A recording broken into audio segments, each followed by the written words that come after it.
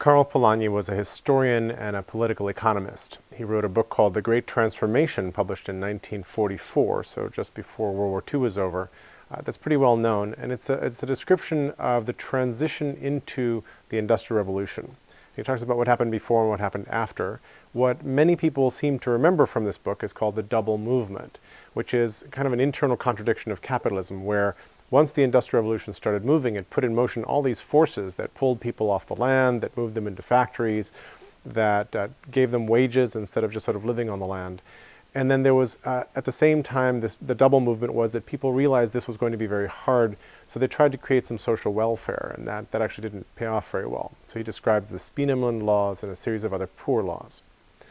I got a lot of other things out of the Great Transformation, things that have really informed me, so I'd like to describe those.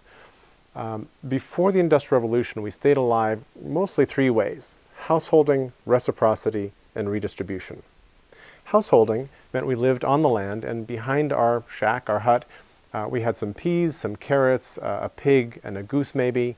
Every now and then we'd slaughter the pig, and there's no refrigeration, so maybe we'd salt it, but we'd share, we'd feast, we would share with others, so that would be reciprocity as well. Redistribution meant that every now and then the squire, the king, the bishop, somebody was going to exact a tribute or a tax of some sort, so you'd have to give up some part of what you'd made, what you had grown, what you'd raised. But then, if that person was wise, they threw banquets, they threw feasts, and they also stored some of it in case of famine. So along comes the Industrial Revolution, and the Industrial Revolution creates three new fictitious commodities: land, labor, and money. Now I know you're saying that's crazy. We've always had land, labor, and money, but we didn't have them as fictitious commodities. So land, there were no Century 21 real estate offices before the Industrial Revolution where somebody could trot down and buy land for their new factory. Land was owned by the king or the church or passed down through generations.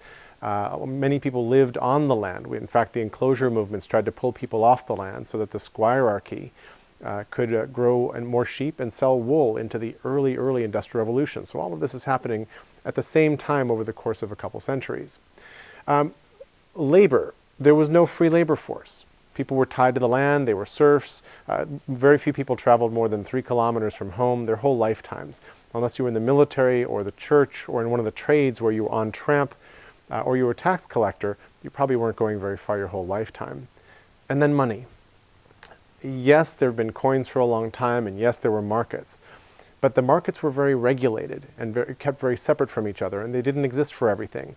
Coins existed, but over time they were mostly for paying taxes and for different sorts of tribute for intangibles. It's really interesting. Read David Graeber's book, Debt, here also.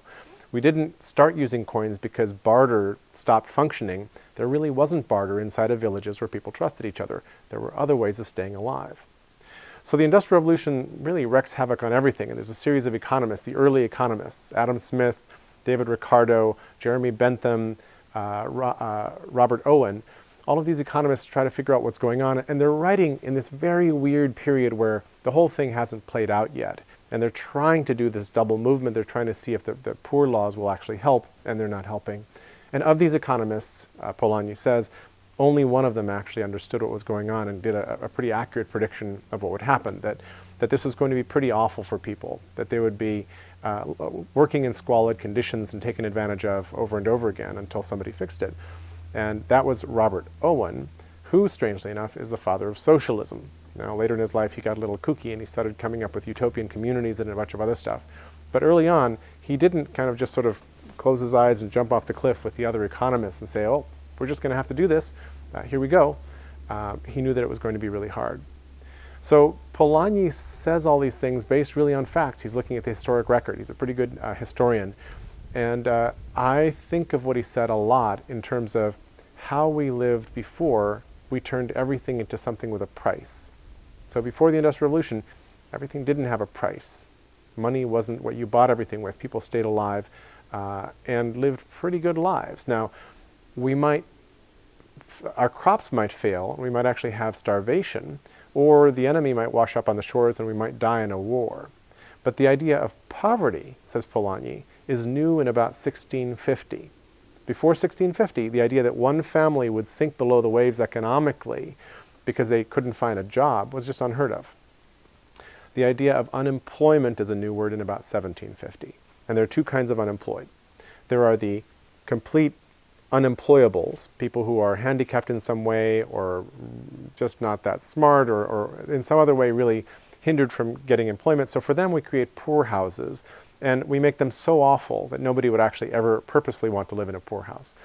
And then there are the unemployed who we need to make hungry so they will go back out and find work. So the idea of a safety net runs against that because hunger is really important to motivate people to find work because work is not that cool in these factories in the early days.